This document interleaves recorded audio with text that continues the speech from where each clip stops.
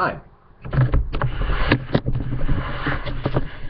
Crappy video, but hey, at least maybe you'll be able to hear what I'm saying here. So, okay. Is this recording? I think it is. Yep. 120-something minutes into it. Yeah. Okay. All right. Okay. So how's this doing? Kind of wipes me out when I show all that light on it, but oh well. Okay. Instead of killing or locking up Muslim terrorists forever in some jail cell, I feel we need to instead tie them down and expose them to the videos of Muhammad Tube, Acts 17 Apologetics, Butros Zakaria, Ahmad's Quran 5, Prophet of Doom, and Jesus or Muhammad, where they will learn that Muhammad thought the sun runs to a resting place, steps in a murky spring, prostrates under the throne of Allah before asking permission to rise again, where they will learn that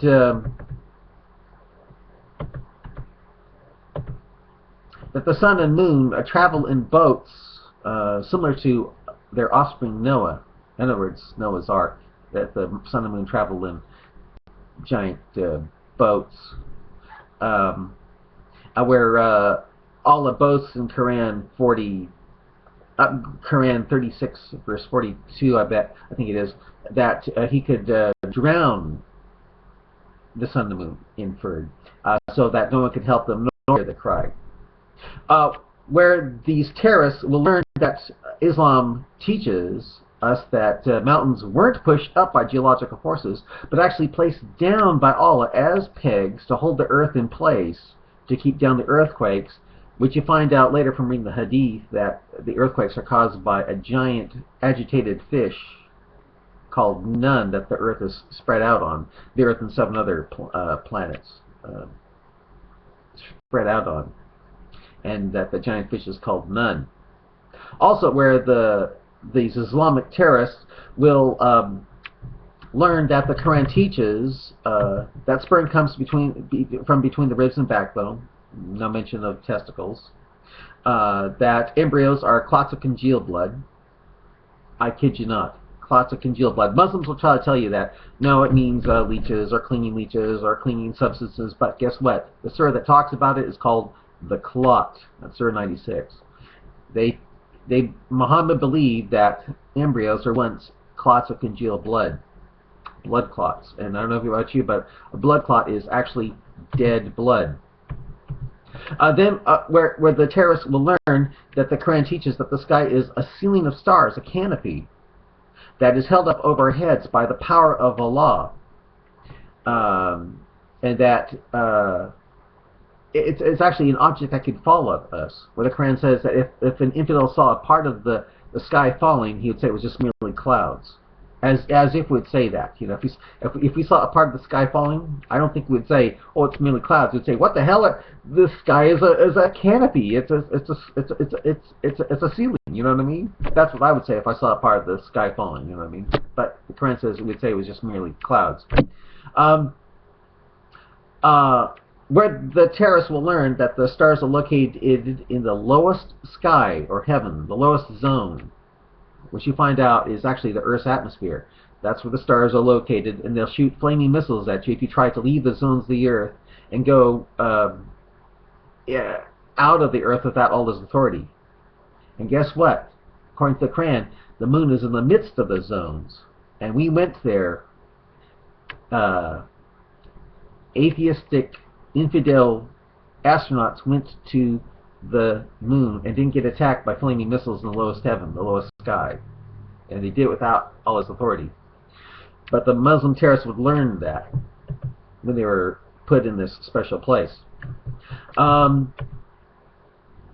where they will also learn that Muhammad said such things as seeking knowledge for 1 hour is better than 7 years of prayer, or contemplation on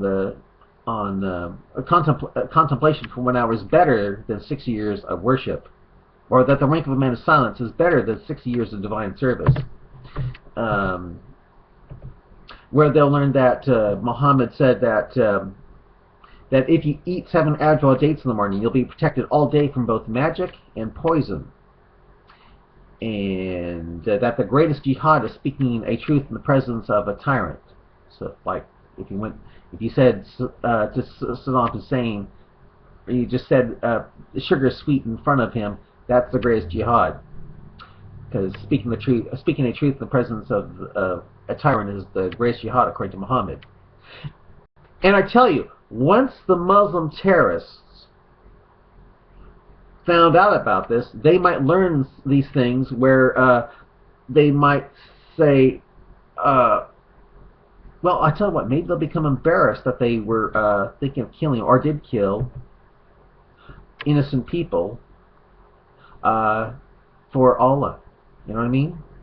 They might think, we killed innocent people for religion that says Satan ties knots in the back of your head at night before sleeping in the upper interior of your nose, and it takes 3 washings of your nose to get Satan out. Why even wash Satan out if there's no problem with him being in your nose? You know what I mean? They might start thinking that, and they might think, you know, they might think, what the hell, fire? Muhammad said a rock ran off with Moses' clothes, and Moses ran off naked after the rock, hitting it with another rock, saying, oh, steal my clothes, oh, steal my clothes, was angry, just because, you know, and not ask why the rock was running off with his clothes. When you find out later, it's because Allah wanted the Israelites to see that he had no problem with his penis, his scrotum, that he was the best of whom Allah created down there as far as the genitals go. You know, maybe they'll learn that Muhammad said a solar eclipse occurs when the sun falls off of its chariot into that sea of water held over our heads by the power of Allah, so that not a drop falls on us. And that the earth is spread out again on the back of a giant fish called Nun. And they might think, really? We killed innocent people at a marathon and flew planes full of innocent people into buildings for this bunch of crap? For the, you know, believe that we will have, if we die for this, we'll get 90-foot tall virgins with butts over a mile wide in size, with transplant flesh so we can see their bone marrow through. That's something sexy and desired. And our penises will always be erect, and they will be bigger than palm trees that we can't see the ends of, and there'll be around 300 young virginal boys to feed us grapes as we recline on like sinful sloths on pillows for eternity. Really? You know something? When they start thinking about this, hey, they just might be,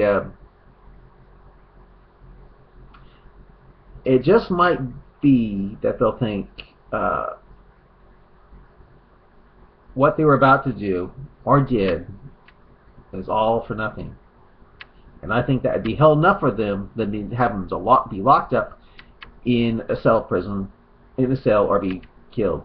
That's just my take on it. Bye.